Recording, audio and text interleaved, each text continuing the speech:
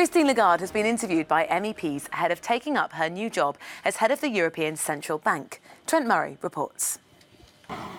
Christine Lagarde arrives at the European Parliament to be interviewed over her nomination to lead the European Central Bank.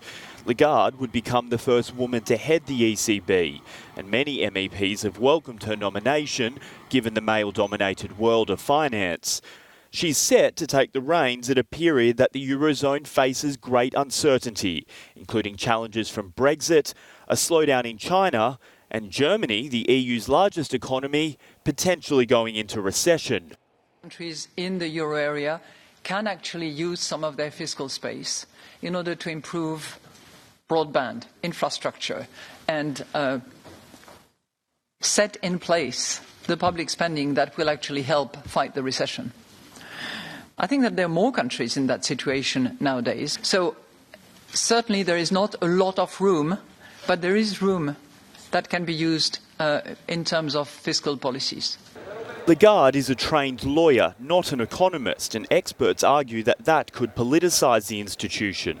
Douglas Rediker, who worked at the IMF with Lagarde, said one of the greatest challenges for her will be convincing European politicians that the current ECB mandate is not working. You need to come up with a new institutional framework. That is something that a lot of governments and politicians have raised.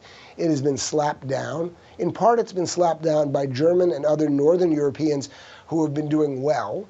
Now the question is, if Europeans in the North, Germany in particular, are not doing so well, are they open to rethinking some of the existing institutional restrictions on doing something more aggressive to try and stimulate growth, get inflation back up to target, and otherwise reform how the European Central Bank plays a role in Europe? Parliament's recommendation will not be binding, and her formal appointment by EU leaders will be done during the summit on the 17th of October. Trent Murray, Euronews.